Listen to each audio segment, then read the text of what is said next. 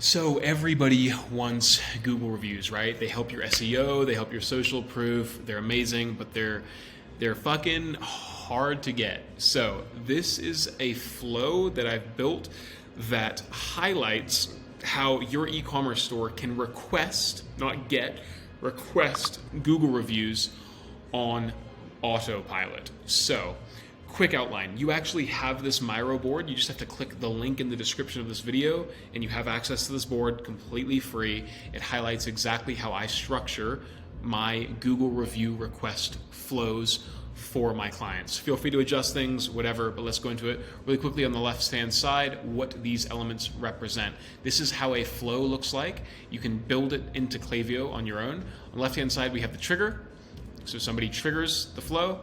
This represents an email. This represents a conditional or trigger split. This represents updating the profile property. So let's get into it. The Google request flow. This flow is triggered off of somebody fulfilling an order, not placing an order, fulfilling an order, because you want to be able to time your Google review requests or your review requests in general off of when the order is fulfilled, not placed, because sometimes there can be delays in shipping, right? So this is triggered off of somebody fulfilling an order, and they have to be subscribed to email marketing to receive this sequence. We also have these filters in here: refunded and canceled orders 0 times since starting this flow, and has never been in this flow before. You can play with this final bit. Really quickly, you don't want people to receive a request if they've refunded or canceled their order, obviously, right? So have these filters here. So let's get into it. Review. Conditional split. Placed an order equals 2 overall time. If they've placed an order 2 times overall time, we go down the yes side. If it's no, we kick them out of the flow. Why do we do that? Number 1, we don't want to be sending Google review requests to people who have placed an order once.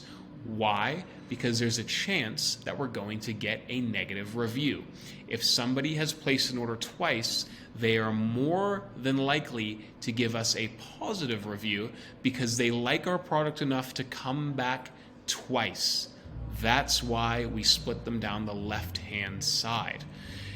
You can play around with that. You can make it 3. You can make it 1 if you want to be a bit more aggressive with your Google review requests, right? But personally, I think quality over quantity in this case. Now, quickly moving down. Also, sorry, really quickly, we also have this split here because there's no way for us to check if people have already given us a review. So we only want it going to people who've placed an order twice, because there's no way we can integrate Klaviyo and Google reviews without some weird third-party API integration, which I'm not going to get into right now, but there's no way for us to figure that out. And so we don't want to be asking people constantly for Google reviews over and over again if they've already given us one, which is why we only ask them for the Google review once. We have a 10-day delay. Now, adjust this however long you want. Personally, as this example, I'm going to assume 10 days is enough time for somebody to have received your product, right, fulfilled order, and to have used it to get enough of a gauge of how much value they feel like they've gotten the product to therefore give an accurate Google review. Now, flow email 1. In this email, we need to include a link directly to our Google review page. We can't offer any incentives here in exchange for reviews, as there's no integration between Google and Klaviyo to automatically deliver the delivery of that incentive that we promise. There are ways you can work around it, right? You can be like, hey, leave us a Google review, email us with a screenshot of your Google review, and we'll give you a discount. You can do that. I haven't seen it work super well, and honestly, it just creates more labor for you, but you can do that. Also, to get better deliverability and engagement, I recommend making this email plain text. Now, here's an option, a potential option for you with this email. If you are not confident that you're going to get a Google review off of the split here, so they've placed an order twice and you're still like, I don't know if they're going to give us a positive review, you can have in that button, in that email, 2 links they can click. One that says, my order could have been better, and they click it and it takes them to like a contact us form or something that they can give you a response to. The other link can be I'm super happy, and then it takes them to the Google review page. That way you're weeding people out a little bit more in that email and ensuring that you're going to get a more positive review, right? 4-day delay. Conditional split opened above email, so the above email 0 times overall time, okay? While we cannot see if someone left us a Google review without us manually checking, right? We can see if they opened the request for a Google review, and that is going to be a pretty good indicator as to whether or not they've left us a Google review. If they haven't opened the email that requests a Google review, we can be pretty confident that they haven't left a Google review. It's really important. The reason we have this split is because we're going to ask them to give us another, we're going to ask again. We're going to follow up, hey, can you leave us a review again, please, right? It's really important that you add this time delay before the conditional split and not after the conditional split, because you want them to have had at least a big chunk of time to engage with this email before you follow up again with another Google review request, okay? It's also important that you don't have any other review requests coming from any third-party softwares such as Looks, Judge Me, anything like that. You got to kind of choose. Do you want product reviews on your page or do you want Google reviews? That's up to you to kind of decide, right?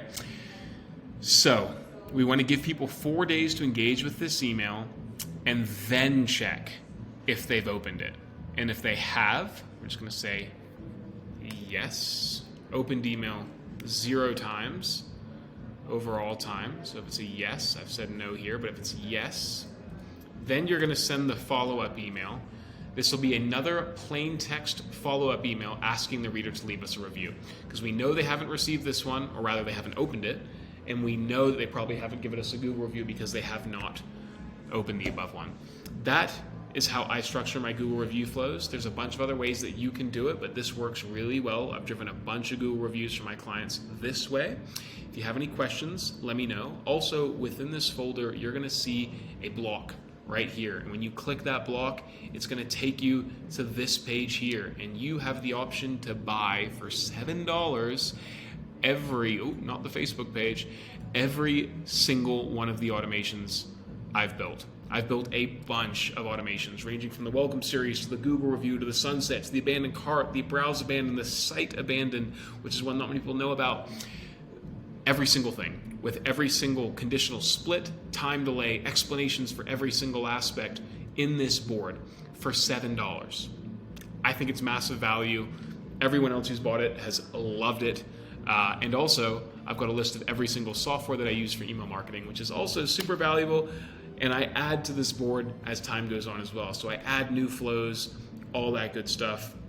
If you want it, $7, and it is yours. Thanks for watching. Any questions, let me know.